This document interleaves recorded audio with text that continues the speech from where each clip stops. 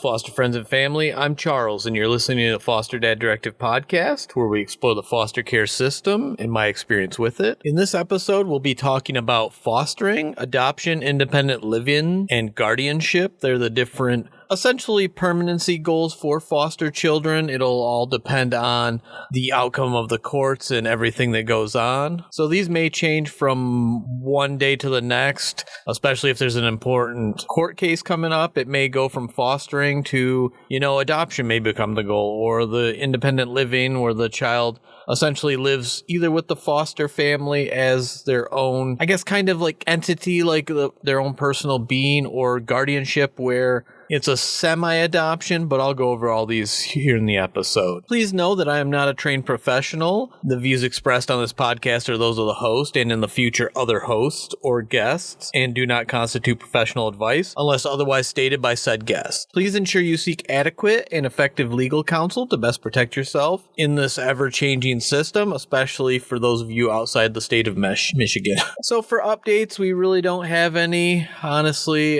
Still going over those emails from the politicians that I sent out. I'll plan on going over them. I figured this was kind of a better one. I haven't been in the greatest mental state with my grandpa passing away last weekend, so just kind of trying to make an episode where I can go off from some sort of information and not have to rely on this past stuff that I really don't want to dig up too much, especially with the infant having left on Veterans Day. I mean, that was one of my holidays that I liked because I could go out and, get free lunch and everything, but this Veterans Day with the baby leaving, I essentially just slept all day, unfortunately. But let's get into the meat of this. So, as a foster parent, the main goal of most of the kids that come into your care, unless they are coming from another foster home, essentially, so if they're coming right into the system, is foster care, which will have one of the main goals of reunification. And so as a foster parent, one of your biggest tasks is going to be caring for that child. The state of Michigan will actually maintain legal wardship of the child throughout their stay in your home. You will not have any legal rights to do a lot of stuff, as I went over with the 10 things you can't do as a foster parent. So you can't choose to change their vaccination status, cut hair, change their name, can't adopt them unless that becomes a permanency goal. There's just a lot of stuff that you are held to, and your main goal is working with families if they're trying for reunification. So you'd be doing visit transportation, getting them to medical visits, getting them set up with school, maybe even getting them into extracurricular activities. So you're going to be trying to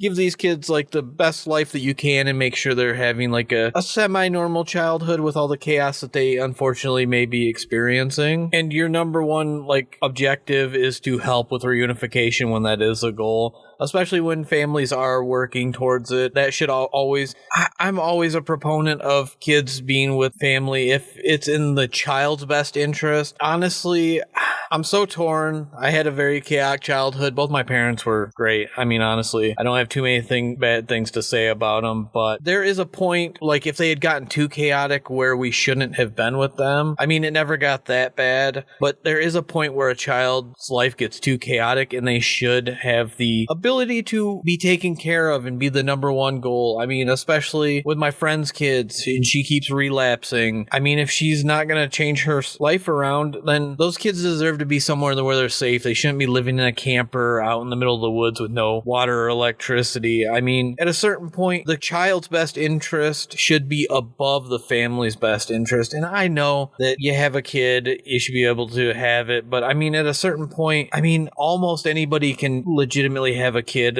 outside of, there's certain reasons like medical and stuff. But just because you can have a kid doesn't mean, you're a good parent. I'm sorry. I keep saying I mean too. So I was just thinking about that. But a child's best interest overall should be their best interest. And I know it can be hard to be taken from family, especially if they're older. But in the long run, it should be their best interest instead of throwing them back into that same chaos and risking that they end up going down that same road. So especially when you're a foster parent, it's going to be a lot of you trying to resolve issues that come with a child coming into foster care. I mean, we've experienced where we've had to meet with with, investigators, the police, different agencies. We've had to make sure that stuff is taken care of. They're getting placed in a new school or getting enrolled in school for the first time if they've been virtual. Like my friend's kids, she put them in online school so that she could do whatever she wanted and didn't actually have to take them in. So you may experience that sometime. And honestly, if the issues don't resolve with the family and they're not able to go through all the legal proceedings and they get rights taken away, I think in Michigan, once they hit about 15 months, if the parents are not making substantial gains, that the child actually starts moving towards having the parental rights terminated and they'll move into one of these other categories. I'll have to double check that, but I believe Cassie looked into it and it was 15 months. So thankfully,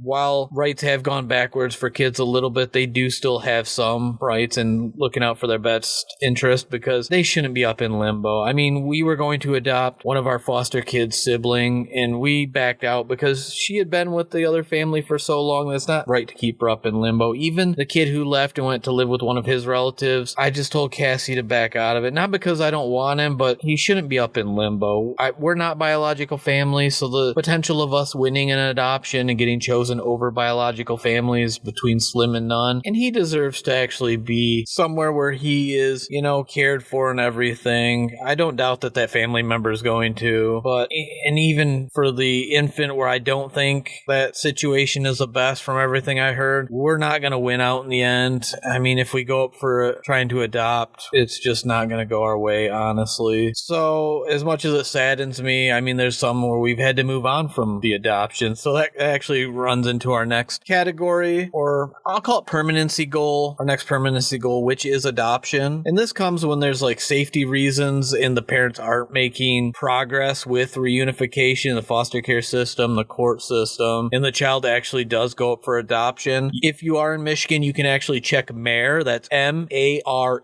which is the Michigan Adoption Resource Exchange. And these are kids who may have gone up for adoption with the foster care agency, so they are actually available for adoption. Just know that unlike an adoption where you pay for it, generally these adoptions you only pay for the change of the birth certificate, but you are taking in a child who's probably been honestly through the ringer, dealt with a lot of trauma between family, the foster care system, bad foster parents, chaotic foster placements. As I've stated and probably will state again in the future, the system I don't think is built for caring fully for the child and does so much more damage than good. Even when foster parents want to, I've always tried to make them feel welcome and everything, but at certain points I don't know. It feels like it's stacked against the child and they're not given the resources that they deserve, honestly. And so with the adoption, the parents' rights are actually terminated by the courts. Then the legality and all the legal responsibilities of parental responsibilities go to these adoptive parents. So if you're trying to adopt a kid you have in foster care, you will get to, I don't remember if their name changes on the birth certificate. I think the main reason of the new birth certificate is to actually change the parents' names, but it updates the birth certificate and everything, and you actually do get all these rights where you can, once you adopt, travel out of state. We can't travel out of state without court approval for vacations, and it's so much of a rigmarole just to try to get the kids to be able to go out of state with us. And it's not that we don't want to, it's just most of the time it's got to go through the court, through a judge. So by the time you try to go through that, and the parents got to sign off, and even if the parents aren't in the picture, it's got to go through the court, and then you got to worry about if something happens out of state, what's going to happen. You have no resources. What if the kid runs away? It's just so much that it would be honestly more of a stressor to take kids out of state if they're still in foster care, just at least for me, because I'm such a worrier as it is, that I'd be so worried that something's going to happen, and not even something that I mean to happen, like getting injured or something like that. And it's just such an undertaking. So just know that once you move from foster care to adoption, you do get a lot more of those rights. And the good thing about adopting from foster care is you do have that rapport with the child. So if the child does get to be adopted by you, you'll already have all that rapport and everything set up. And the next one is actually foster guardianship. This one's, from everything we've been explained to everything I looked up online, it is very close to adoption. Essentially, the main difference is that biological parents' rights aren't actually terminated. The child essentially comes into your care. You can make all those decisions for them for parental responsibilities legally through the court without actually having to change their birth certificate.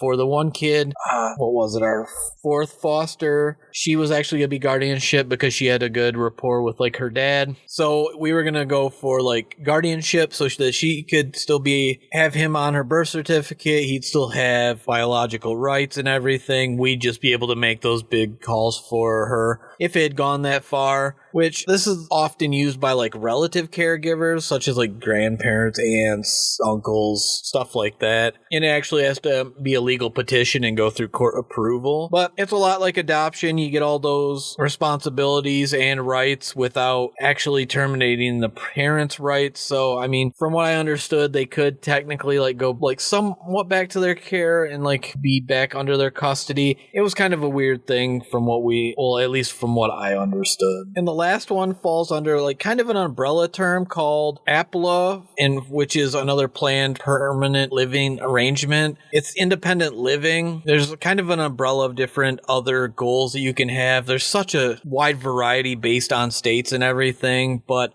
essentially independent living is a child stays in, well, for us, it was the first foster kid. She was going to stay in our care, but be her own entity, essentially, like her own person. She was a legal adult because she was 18, and that she would essentially be kind of a renter for us.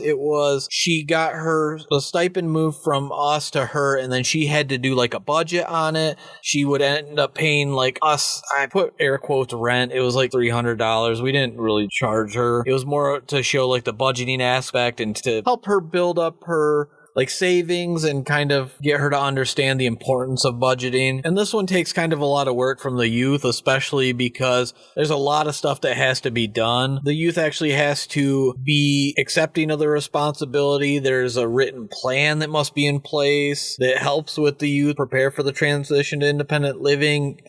There's like independent living homes where a child can live. I know that's where the first one went, and she actually got kicked out of there because she would not follow. You have to be either in school or work if you're in an independent living home, and she was not willing to do either. So unfortunately, from what I know, she ended up bouncing around, honestly. At one point, she was texting Kathy because they needed money because she was about to be homeless, so she was asking for money. So there's a lot that goes into this. Essentially, the foster parents, like myself, are responsible for assisting the youth and helping them, learn different life skills. And there are programs that help with this, such as MYOI, which is a Michigan Youth Opportunities Initiative. And this is a set of like classes that teach skills like cooking, budgeting, job skills, and the independent living. I say kid, they're still a kid at 18, honestly. If I remember being 18, I was so immature, but it teaches them life skills via these classes, either in person or online, and they actually get paid for doing them, and they put that into a savings account and actually can use it for different things in the future. And I believe if they leave it in there, it actually doubles. I mean, I think one of the classes the fourth kid took were like cooking ones, and they got like $100 for it. And if they left it in there the entire segment of MYOI, they'd actually double it. So they can like withdraw it, but it gets doubled. And you help them figure out like preventative health services, such as setting up doctor's appointments, mentoring, obtaining their high school diploma, maybe post-secondary education, military. I know the first kid that was independent living, she was thinking about going into the military, so I was helping her with that. Job training, placement, other stuff like that. And if they're a parent, if the kid has a kid, you help them with parenting skills. You're that impersonal and emotional support system, and just kind of help them through essentially what's called aging out of the system. It's when, a teen gets to the point of 18 and they aren't at one of those other goals. They aren't at, adoption, guardianship. They just essentially turn 18 and they're still in fostering for one of various reasons. And it's known as aging out. It's really sad, honestly. I never really wanted any of the kids that came into our care to age out if I was able to help it. But unfortunately, it didn't work out the way I wanted. So sadly, that did happen for a few of our kids that I know of. And one of the other ones is actually emancipation. This one was also kind of referred to as aging out, where the child becomes 18 and becomes their own person. Essentially, with emancipation, you could do it younger if they wanted to be their own person and start their life. But I don't really know the process about that one. I think that's the only one we haven't really experienced in foster care, because I know our first one was independent living, our second was adoption, our third would have been adoption, but she wasn't here long enough before she started like threatening Cassie and ran away. Our fourth was going to be adoption, then we were going to switch it to either like guardianship or independent living, just because she didn't want to lose like her dad's legal kind of connection to her life, which we totally understood. The fifth was adoption and family placement. They've both gone to where they are probably going to be in the long run. The sixth was actually unknown. He wasn't here long enough before he hurt the cat to actually know what was going to happen. And our current, it's still up in the air. He's not really sure what he wants to do. There's some family that he had lived with but didn't get along with, so it's unknown what's going to happen with that, honestly. I mean, I'm sure we'd be up for adoption. He's going through so much as a 14-year-old, so especially being transgender and part of that community. I mean, my life was hard at 14, so I can't even imagine if you're having like a different part of a crisis. I'll refer to it as like a crisis, just because, I mean, when you're questioning your whole identity, not in like a bad way, but so I'll eventually do a podcast like about, because we've had 3 that were part of that, so I would like to go over it and just, I mean, honestly understand it. I don't know anything about it. Cassie's sibling is transgender, so, but as always, I want to thank you for listening. If you have anything you want to share, please send it in at fosterdaddirective@gmail.com. Please like, subscribe, share. If you have any feedback, ideas, or stories especially, I'd love to hear from you. Get somebody else on. I know I'm working. I read through the book, as I said, for the reset method. I'm actually going over the Union of Dad stuff. So hopefully I'll have some guests on here and can actually liven this up a little bit. I hope you have a wonderful rest of your week, and may your kids' chaos be funny after 5 minutes and not 5 years. Thank you so much. Bye.